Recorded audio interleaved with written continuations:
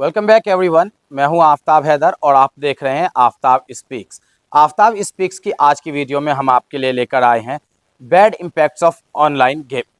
जी हाँ, भारत ही नहीं पूरी दुनिया के इस समय जो चिल्ड्रन हैं वो पूरी दुनिया में अलग अलग सोशल मीडिया के प्लेटफॉर्म्स एप्लीकेशंस का यूज़ करते हुए ऑनलाइन गेमिंग के एडिक्टेड हो चुके हैं। ऑनलाइन गेमिंग के एडिक्शन से उनके शरीर पर फिजिकली, मेंटली और साइकोलॉजिकली बहुत ही एडवर्स इम्पैक्ट्स आते हैं, यानी कि बहुत ही नेगेटिव इम्पैक्ट्स आते हैं जिनका असर उनके लर्निंग प्रोसेस पर, उनके अंडरस्टैंडिंग, उनकी मैच्योरिटी और उनके सोशल बिहेवियर पर पड़ता है। सबसे पहले हम चलते हैं आज की दुनिया के दो सबसे महत्वपूर्ण और वेल नोन गेम्स हैं, free fire and PUBG. PUBG फिलहाल भारत में बैन है, लेकिन फ्री फायर धड़ल्ले से चल रहा है। पूरी दुनिया में इसी तरह के दूसरे ऑनलाइन गेम्स हैं। इन ऑनलाइन गेम्स को खेलते खेलते खेलते न जाने कब बच्चे इतने एडिक्टेड हो जाते हैं कि उनको अपने food time, play time, study time का भी ध्यान नहीं रहता। जब वो भूल जाते हैं कि कब क्या काम करना है, और इस प्रक्रिया में वे इस प्रोसेस में कभी कभी वो इतने ज़्यादा एडिक्टेड हो जाते हैं कि इसके बाद उनका स्वभाव चिड़चिड़ा होने लगता है। आपने देखा होगा कि बहुत देर तक गेम खेलने के बाद यदि बच्चों को उनके पेरेंट्स रोकते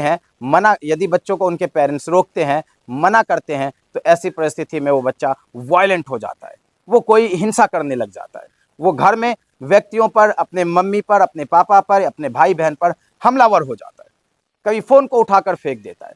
ऐसी परिस्थितियाँ दिखाती है कि बच्चा मानसिक रूप से चिड़चिड़ा हो रहा है, फ्रस्ट्रेट हो रहा है। यदि उनको गेम खेलने को ना दिया जाए तो आप सोच सकते हैं जैसे किसी आदमी को क्रेविंग होती है कुछ खाने की, किसी को क्रेविंग होती है कोई एक्टिविटी करने की, इसी तरह इन बच्चों को क्रेविंग होती है ऑनलाइन गेम खेलने की। सोने के पहले भी ये गेम खेलते हैं, और अगर ये गेम को नहीं खेल पाते हैं तो इन्हें बहुत ज़्यादा इरिटेशन, फ्रस्ट्रेशन और अनकॉन्शियसनेस होने लगती है, वो अनकॉन्शियस हो जाते हैं।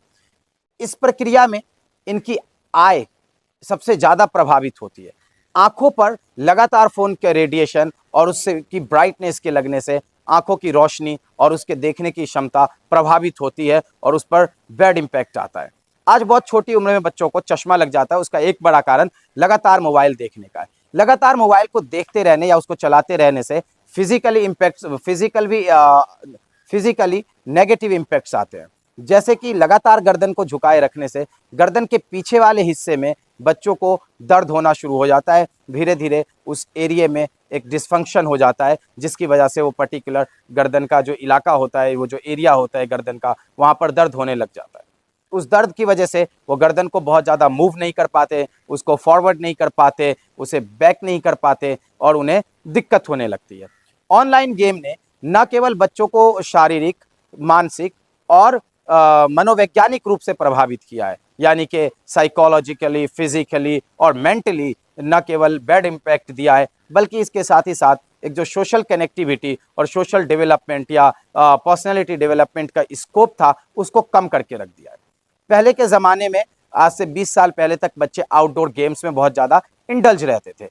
आउटडोर गेम्स खेलने की वजह से उनकी मसल्स जो है वो एक्टिव रहती थी, और इसकी वजह से उनकी पर्सनैलिटी ग्रोथ होती थी, फिजिकल ग्रोथ होता था। और वो जब बहुत सारे बच्चे मिलकर कोई गेम खेलते थे तो उनके बीच एक कम्युनिकेशन का स्टैंडर्ड्स चलता के बच्चों के बीच एक कम्युनिकेशन चलता था, वो कम्युनिकेशन के स्टैंडर्ड्स को सीखते थे।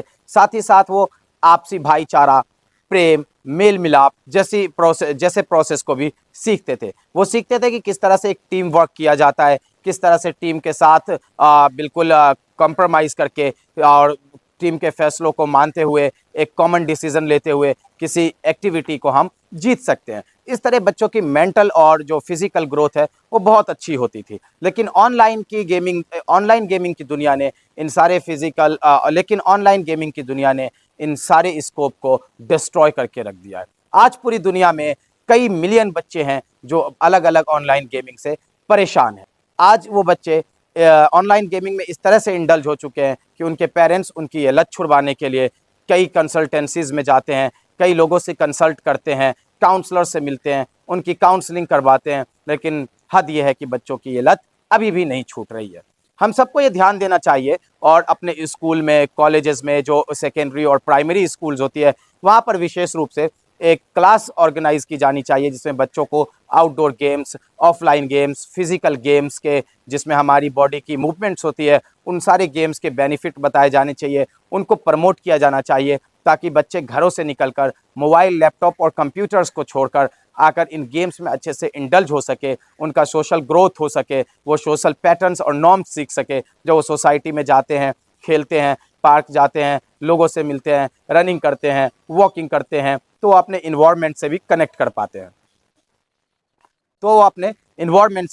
कर पाते हैं इस तरह से एक पूरा का पूरा प्रोसेस तैयार होता है। सिर्फ एक ऑफलाइन गेम या एक फिजिकल गेम बच्चों को सोशल टर्म्स सिखाता है, उसको कम्युनिकेशन स्किल्स सिखाता है, उसकी फिजिकल ग्रोथ करवाता है और उसको इन्वायरमेंट से कनेक्ट करता है, उसको बड़े लोगों और छोटे लोगों से कम्युनिकेशन के स्टैंडर्ड्स सिखाता है और उसे सिखाता है कि एक टीम वर्क को कैसे करना है। जब ये बच्चे बचपन में ही टीम वर्क और दूसरी सारे प्रोसेस को जो लाइफ में होती है उन्हें सीख जाते हैं, तो ये अपने जीवन में आगे चलकर इन छोटे छोटे एक्सपीरियंस से बड़ी बड़ी प्रॉब्लम्स को भी सॉल्व कर सकते हैं। तो आज की वीडियो में मैं आप सभी से यही कहना चाहता हूं, say no to online and video games and let's indulge with offline and physical games. Let's play kabaddi.